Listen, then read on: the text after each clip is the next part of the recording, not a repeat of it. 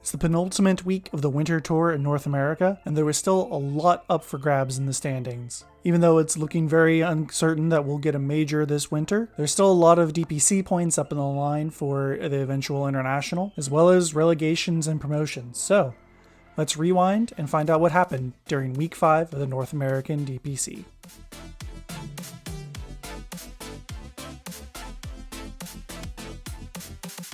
First game of the week was between Quincy Crew and Black and Yellow, and in game 1 it looked like they had something important to say to Quincy, off of the back of Rise's carry Faceless Void. Black and Yellow's carry was constantly getting some extremely lucky bashes, like at 12 minutes to kill off the Pangolier. Here's Sunsfan and Cinderin with the call. As well, and they're going to get a nice banish and completely surround poor Kezu, who's had such a good game. Wait, swashbuckle onto the high ground. Oh, he gets bashed out of the TP. That is super unlucky. Bash. That 24% chance. That was a really good play from Rises. So what he did there was he time walked up and then he bashed him to stop the TP. And then he was like, I'll just bash you again and then one more time for fun. So look at it here. This is a very fun, high skill player. So here's the bash. First hit. I love when we get it in slow motion. There's like a full second on the TP. Bash into bash into bash. Well, just for the low IQ viewers out there, like myself, just, occasionally don't get the joke. Oh, you said it because you were proud. Oh! Rises is like... Okay. Oh. Okay. Dude, you know what? When you watch people play like this, I just want to play Void every game if I could do that.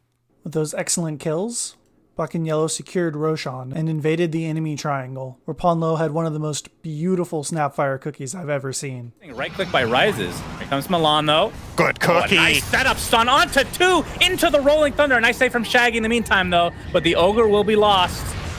And it looks like the Timbersaw is next. What a turnaround. Really, really good layering from Quincy Crew. Unfortunately, that wasn't enough to stem Black and Yellow's onslaught. 15 minutes later, they took Rack's bottom as well as the mid tier 3 before retreating, and Quincy Crew showed a bit of uncharacteristic lack of discipline, chasing them out of the base and losing all 3 cores when Black and Yellow turned and jumped back on top of them. Rises with the Chronosphere. It's going to hit Io as well, so they find Quinn and Milan. Buyback already onto Quinn, and with that, Black and Yellow are going to try to retreat. Yawar gets the stun onto 2 with that God Strength, but a nice save again. The Astral Imprisonment has been the bane of their existence. Zero pops the BKB. It can just retreat now. They can just wait out this God Strength. So Quincy Crew get basically nothing other than a couple BKBs being used. This is just not how I imagined this game would pan out after seeing the draft, seeing the 2 teams at play and how the game started for Quincy, but they have just not been able to... Oh, let's just save again. He might die. He probably will. Oh, it gets double 4-step with the leap. He is more than fine, Cinder and Quinn. Very low. Already popped his BKB as Zero comes in to try to finish the job here. Yawar takes a tumble. And the rest of Quincy Crew on the retreat. Unfortunately, they couldn't do the same in game 2 or 3. In game 2, Kezo was on his signature offlane Venomancer, and man does he make this hero look like cancer. This time he completely shut down Rise's Faceless Void, allowing Quincy to take over the map, invade the enemy triangle at 10 minutes, and letting UR amass a huge lead on the carry TA. In game 3, Black and Yellow picked up a Night Stalker offlane, and though he did make the life of the Quincy supports a bit difficult, Quincy simply ignored him for the most part, once again invading the enemy jungle to steal stacks at 10 minutes, and relying on their uber-farmed Medusa, backed up by Milan's Io, to close out the game for them. That means Quincy still has a perfect record so far this season, with one final game against a resurgent Evil Geniuses next week. Speaking of Evil Geniuses, they played Team Undying in the next game this week, and it's our highlight game of the week. Something I neglected to mention last week, but for the last 3 weeks of the season, or the last 3 games that EG will be playing this tour, MSS, the former North American offlaner, will be stepping in and subbing for Nightfall, who has had difficulties with, I think their announcement said, with logistical issues playing with the team. Nightfall is supposed to return next tour, so he's not being replaced or kicked or anything, but just so you're aware, MSS is playing the last couple games for Evil Geniuses in the offlane. In game 1, he played Beastmaster, while his counterpart Saberlight played Lycan. But the important matchup was between Arteezy on the Naga Siren and Tomato on the Juggernaut. Both carries won their lanes, while meanwhile the mid lane was originally won by Bryle's Lina, but a couple of rotations allowed Quap to recover, setting up a pretty even game at about 11 minutes. When Undying, led by Moon Meander on the Nyx Assassin, tried to pick off Crit's Clockwork in the mid lane. Here's Sunsfan and Cinderin with the call. You can see Saberlight pops his ult. Nice cogs from Crit, but he's going to get LSA. There's the save from Arteezy. See if they can say anything else on top of this. Jerax stuck inside the Static Storm. Dubu taking the heavy damage, though. Finds the cover of his teammates as the Centaur continues to chase. Looks like he'll finally get that right click as there's the roar into Moon Meander into the Centaur Stomp as well. It's going to be a second kill going the way of EG, and a hook shot to follow onto Bryle. Finished off by Abed and G off the setup from the song. Get 3 big kills. That fight highlighted a lot of the problems Undying had this game. Evil Geniuses did an incredible job with Queen of Pain, Lion, and Clockwork of jumping on the Undying supports and forcing them to use their spells unoptimally, while their most farmed hero, the Juggernaut, just had a terrible matchup against both Beastmaster, Clockwork, and Naga once she gets Ags, all having disables that pierce his spin. And if you can't spin and be confident you're dealing damage as Juggernaut, your game gets exponentially harder. While Undying managed to find some nice trading team fights, they basically never had a very clear victory in a team fight either. Arteezy got insanely farmed and used his nets to shut down the Lycan and the Juggernaut all game long, like the final fight at 31 minutes. The hook shot from Crit gets off the nice cogs as well. Finger of Death. Looks like it's going to be a trade of supports to start things out here. Did he finger the wolf? I think he misclicked. It doesn't matter. He fingered something. I saw a green bolt of lightning. Yeah. Tomato is being bitten. He is now a Jugger Wolf, chasing with the real wolf. Limps onto MSS into the fray. He's going to have to spin out, it looks like, as Arteezy pops that song. See if they can turn this around a little bit. Saberlight, he's going to get surrounded. Has the Lincolns applied to him right now. He's going to get stuck inside the cogs. Laguna Blade onto Naga, but not really a whole lot of damage done. But Omnislash doing a ton after the fact. And you can see the roar finally expanded on Tomato into the ensnare. Not the greatest layering from EG this time, but a double Earth Strike into the Sonic Wave. Deletion of the Juggernaut. And that means the fight is over. Lotus Orb reflecting a little bit there, but Bryle will likely die. In Game 2, Arteezy picked an even greedier core than Naga Siren and the Anti-Mage. Undying got a pretty significant lead early on, but Evil Geniuses managed to even it up in the mid-game, until about 25 minutes when Undying caught Anti-Mage and Storm within the span of a few minutes, securing them Roshan and allowing them to push high ground. He was literally right next to Arteezy. Oh no. Links in, has his Manta, and can't use it. Stun locked, 70 seconds. Oh Dead. no. He literally walked right over that Observer Ward that's next to a Sentry. Okay. Are they going to get added value here? Don't tell me they're getting both. Storm, Abed pops his BKB. Looks like he'll live for now, but the Global Silence comes out, so he has to walk out awkwardly. Looks like he'll be fine, though. Zips away to safety. MSS, again, the sacrifice. You could do some really cool combos with that and Torrent, with like zone control, etc. Oh, good Orchid. Oh my god, Abed. There it is. Abed gets crushed in the midst of his own Tier 3 tower. No buyback. Uh-oh. Fortunately, that advantage would prove to not be enough, because all you need to know about the rest of the game is that Abed is a freaking god on Storm Spirit. Well, that's a good there one, we go. though. Electric Vortex onto 3, into the Scatters, into a beautiful cookie as well, into a huge Mana Void. Bryle looks to be dead along with Moonmeander. That is the first life, though, of Wraith King. Tomato doesn't have Aegis. In 3 seconds, it's going to go out. They had to wait 3 seconds. Oh, they don't wait! So the Aegis gets consumed, but they're going to surround him again, so it might not matter in the end. He's going to pop his BKB and attempt to TP out. Looks like he'll be successful, as Dubu will be able to TP out as well. List for Arteezy. Yep. There's the X. Cookie into enemy territory again, but Manta's off everything, and they're going to focus on Bravo. The nice save, but a beautiful stun from Abed again on several here. This Aghanim Scepter on Storm is unbelievably good. Moonmeander getting chased down with the Orchid. You can see the buyback onto the Pangolier. Crit, very low. Jerax getting off the Fiend's Grip for a very high duration on Tomato. Doesn't have a second life to work with, but they're going to focus on Pango instead. That is a dieback for Saberlight. This farm, and you go later in the game, the Mana region obviously becomes amazing. I think it's between that and a Hex I would like to see by here. My Arena initiation. Abed jumps in. Another great, beautiful stun again with the Mortimer's Kisses.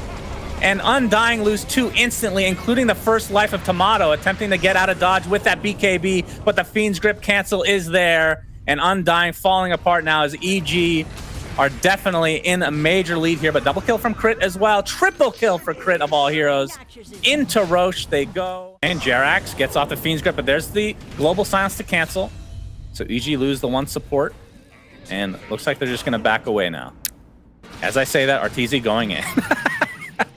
Tries to counterspell off that Wraith Fire Blast, but it is canceled several times. Moon Meander getting jumped by Abed. And Snowball, a nice Vortex again from Abed onto 2 heroes into the huge Mana Void again. EG with the Wombo combos all game. And Tomato, the lone remaining member of Undying, able to TP out somehow, but it comes at a dear, dear cost.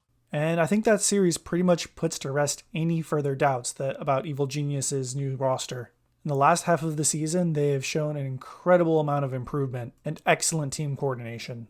All the rest of the series in the upper division this week were pretty one-sided affairs, starting off with Simply 2-Based versus Wildcard Gaming. In Game 1, Wildcard Gaming won all 3 of their lanes, and by the end of the game, the Terrorblade had a 25k gold lead, 7k ahead of his mid, and 11k ahead of the enemy carry. And while Game 2 wasn't quite that dramatic as far as the gold deficit, it was still a very easy win for Wildcard, keeping them in the close race for 2nd and 3rd place this season. Next we had 4 Zoomers versus Arkos Gaming, where Arkos swapped up roles, giving Monkeys Forever the mid lane over Forsaken Oracle. In Game 1, the 4 Zoomers actually had a position 3 Gyrocopter for Mu, which may have been why the game was able to stay close until about the 25-minute mark. But after that, 4 Zoomers secured Roche, won the rest of the remaining team fights, and easily pulled ahead to win the game. In Game 2, there was a bit of an interesting pick-counterpick going on, where Monkeys Forever secured his Bat Rider for mid, and so 4 Zoomers counterpicked with a Slark for Gunner, and Pale Horse answered with a Carry Leshrac, one of the traditional Slark counters. This led to a pretty entertaining first 3 minutes where players were constantly swapping lanes back and forth trying to get their favorable matchups. The problem ended up being for Arkos, though, that even though Leshrac is a big Slark counter, their lineup also didn't have a late game carry, and they were on a huge clock. They weren't able to end the game fast enough, and 4 Zoomers closed it out with their Mega Farmed Slark and Bloodseeker. The final series this week was between Black and Yellow and Simply 2-Based, 2 of the teams at the bottom of the standings so far. And in this series, 2-Based basically served out the same kind of drubbing they got earlier in the week. In Game 1, their cores, led by the Templar Assassin, were simply too big for Black and Yellow to deal with, their PL not getting anywhere near enough farm. And in Game 2, their fast action with Spirit Breaker, Odie, and Shadow Shaman roaming around the map kept the Medusa carry for Black and Yellow shut down the entire game, securing them their 2nd series win this tour and guaranteeing that Black and Yellow will be relegated next season. An unfortunate end to the season for them, which had a huge highlight when they were the first team to beat Evil Geniuses, but they weren't able to turn that high into any other wins. Still, their individual players had a lot of excellent performances this season, especially High Shaggy and Rises. Both had some really standout games. So there's still hope for them to continue improving if they stick together for next tour. The lower division this week started off with an extremely exciting series between Felt and 5-Rat Force Staff. In Game 1, 5-Rat continued their really strong performance from previous weeks, where they had an Ursa lineup against a carry anti-mage for Comfort. And even though the anti-mage had a Timbersaw offlane to try and make space, the Ursa lineup was far too fast, completely shutting them down. But in Game 2, it was extremely close coming out of the lanes, until 5-Rat won a team fight at 25 minutes, securing the lead. But they weren't ever able to really shut down Comfort playing his TA. And so 5 minutes later, Felt team wiped them back, and Comfort was able to close out the game. That set up for a rubber match Game 3, which was extremely close the entire game. Nico from 5-Rat controlled the early game with his Queen of Pain, securing his team a 10k advantage slowly eked out over 40 minutes. But then Dire won 2 crucial team fights in a row. Here's the call from Seek and Strike and Avo. Around you. We saw that in that last fight. Here's another fight breaking out. They're going to actually duel the DP once again. She has BKB this time though, so they don't have as much damage. Sonic Wave will still hit her. The duel is not going to be too successful just yet. And the Overgrowth did stop him. And in fact, 5-Rat Force Staff is going to retreat. Italiano, once again, biding his time, running in the backlines. But this time it's not to jump the sniper, but rather to retreat in time. Yep, Nico may be in some trouble. He's gotta play. Maybe not the time to farm. Okay, he should be fine here, right? He has TP. Yeah, he's fine. Question. Yeah. You maybe doubt it, but No.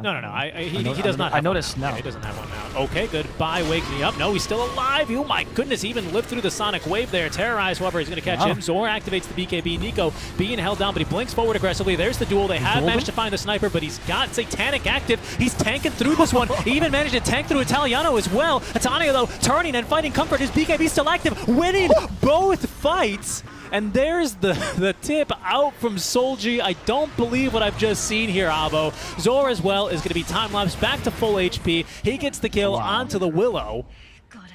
And Felt have just put themselves in a prime position to upset 5-rat 4-staff. Yeah, let's go. And Tingle King has had this whole game kind of he's overzealous, right? He really wants to kill a sniper. I think Felt knew this, and so that activation was really good.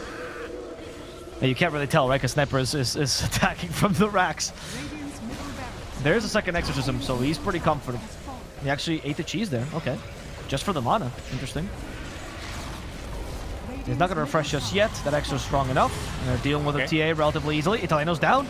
Goodbye. I think that's it. I think that's it. I think that's the game. He's not going to die. Yeah, you're right. How can they defend? Just one last fight. No. Comfort. That's it. He's ignoring the Queen of Pain. He has Aegis. He's fine. Pretty He has big Satanic upset anyway. for Team Felt, He's going to be able exposing to some win this weakness game. in 5-rat, who had been looking pretty strong this tour. Next up, we had E-Boys versus KBU, another 3-game series. Game 1 was extremely close for 30 minutes, until KBU was able to consistently catch Terrorblade and Storm Spirit to start off fights. And though Speed tried to get a lot of split push going on with Nature's Prophet, it wasn't enough to delay the game. Game 2, though, it was the E-Boys show. They kept a tight hold on for the entire game, never allowing Kunkka for KBU to get a single kill on their carry. Game 3 was also extremely close until about the 22-minute mark, when the Medusa carry for KBU picked up key items like the Scotty. Once again, Speed with his Slardar was able to keep E-Boys in the game for a bit, but he eventually fell off and was unable to keep up with the Medusa farm, allowing KBU to close out the series. The next series was between Magnus and 5-Man Midas. Game 1 was kind of sloppy. 5-Man Midas on Dire had the advantage for most of the game, but around the 35-minute mark, they let a couple teamfights slip away from them. Lucky for them, their lives carry Wraith King was extremely difficult for Magnus to deal with, and even though they would pop his first life, they would had a lot of trouble getting the second, allowing Lies to eventually squeeze out the win and secure it for 5-Man Midas. And then in Game 2, it looked like Magnus seemed pretty disheartened after that rough loss. RRL dominated his mid with Queen of Pain, only dying once and constantly punishing Magnus as they made mistakes around the map, allowing 5-Man Midas to pick up another victory. At the top of the standings, we had a game between Team Dogchamp and The Cut, and it's our highlight game of the week. In Game 1, The Cut had a carry Wraith King into a heavy team fight lineup with Tide Hunter off lane for Luki, which is kind of exactly the situation you want as your Wraith King, because if the enemy team pops all their ultimates to kill your first life, then they don't have anything to deal with your second, which is exactly what happened at the 12-minute mark. Here's Kips and Wingblade with the call. Shaman still wants to turn around, but the Ravage comes out from Luki. As Scourge McDuck will pop for the first time in just a second. Armlet Toggle 1, but nope. Nothing for the second round. Out. And here comes DNM from the back. Tries to get the spear, but they're protecting the Puck. Puck has a Treant in between. And Rayla Lisa able to go to the move, but also Kits was waiting for the Puck to arrive. And the Quap will take down the Puck as the Shaman also brought back into the fight. And Giants will help onto this kill on the Tide Hunter. Make that another bloody... The fight allowed The Cut to secure Aegis, which meant a second life not only on Wraith King, but also on Queen of Pain that Dogchamp had to deal with, and they simply didn't have enough damage. Like this pair of fights at 22 and 23 minutes. Going for the push, they're looking for more kills in DNM. Gonna find Stonebank. Stonebank goes for the BKB usage. Rayla Lisa quickly throws in the coil, but this Puck's in trouble. The Ravage is gonna come out as well from Luki, but the Spear's gonna be connecting onto the tree, and they will have some control. And Stonebank, his BKB has already run out, but they've already taken down the Shaman. The big amount of control removed away from fight. Now Luki keeping the distance. Kiss still going for the blink in onto the PA. They will take another, and Luki will fall as well. And that has to be a fantastic move from the Cut, because now they get kills and the objectives they were looking for. No way you take this lineup down. Exactly. She still needs that third item to really make a big impact in this. So, very difficult situation for Dogchamp, but they do get the silence on 2. Oil in 10 seconds. Aegis about to blow. but not enough. Quap is still at half HP. Stonebank has DP'd in. They got the Yules. You got the BKB available. Doesn't get a chance to use it. Kids, not enough mana for a Sonic Wave right now, and that Quap is about to pop, but they're gonna leave her alive for a second longer. Shadow Realm's gonna be there. They take down Pingu. Scourge right next to this Quap and going for the Scream. It's a bit of damage onto the Tidehunter, still has that Sonic Wave and might just throw it onto the high ground. He sees Rayla Lisa, should be ready to go for the blink in, and there's a Sonic Wave. It doesn't actually hit the Tidehunter, but they still have the damage for it, and it will pop the Wraith King as well, but now Stonebank very alone right now. Dream Protector walking in slow. Eventually, Luki was caught and after his buyback and killed, and without the threat of the Ravage, Cut just walked high ground and finished the game. Game 2 started off pretty even, and stayed even into the mid-game as the teams traded team fights back and forth. But Dogchamp had a slight lead at the 22-minute mark, and won a huge fight with the Bane buyback that allowed them to secure Roshan. The Dogchamp will go for the response that they're actually walking into them. Stonebank is the one in front. Do they go for the Bloodseeker because they feel like poking this guy? They force his BKB out, so another big success for them. And the Cut hasn't really even started their fight properly. DNM on the low ground. Luki, he's keeping an eye open. He could just go in. He could just grab the Snapfire, but they jump the Bane. Bane needs to be saved. The Force Staff is there, still available, but they can't get Bloody Nine out of the way. And Bloody Nine is coming out with the buyback. Hits has used his BKB on the Invoker. EA still hasn't. Now going on to Pingu. Pingu will be taken down. The Bushwhack will miss. Stonebank still forced away. DNM is going to be right there. The Fiend's Grip is up. DNM can't get them, but the Tornado's going to be cancelling at least. And right now, the Cut needs to win this fight. They're very low on HP with 3 heroes remaining. DA is going to be hauled into a Bushwhack. They're taking Scourge back knocked down. They're taking the TA down. That's a triple for Stonebank. And now chasing hits away. Stonebank was absurdly farmed this game on his carry Bloodseeker, so that even when the Cut managed to kill most of his team, he was able to run them down and wipe them right back afterwards. And there's a jump coming in from the Storm. What a beautiful jump from Rayla Lisa. And he's causing havoc already. The Cut, they're trying to get themselves away. Invoker already used the BKB too. Yarn coming in from the side. Hoodwink does get the Bushwhack, and it's onto the TA. The Beach Script's going to be there, and he's already gone. Already gone. No TA for you. Doesn't have a buyback. Stonebank has to be careful too because this Bloodseeker is not the one holding the Aegis. It is on the Storm, and Storm's trying to TP out. Not going to work out, but at least they force out that. And now going in, DNM looking for Bloody Nine, but Bloody Nine's already used all of his abilities. But the Storm's great. This Force Staff saved for a second, but not going to be enough. Not enough as Yaren tries to get him out of that way. But DNM will take another. Stonebank now turning around. He takes down Kids. He's going to go for Giants. And look at this Bloodseeker go. He's going to take him second. One as he does it with the elf down from Prox, and another one of this. TA make that 3, make that 4. Oh, look at this baby go. He's going to 1,000 move by speed. That's going to be the rampage. Wow. After that successful game, Dogchamp decided to do the same in Game 3, picking a very similar lineup, and once again they won a critical team fight at 20 minutes off of the back of a Fiend Script, taking away Aegis from the mid-death profit for Cut. Unfortunately, they chased too far for kills and got punished hard. 2-1, and getting a quick kill on Bloody Nine using her abilities.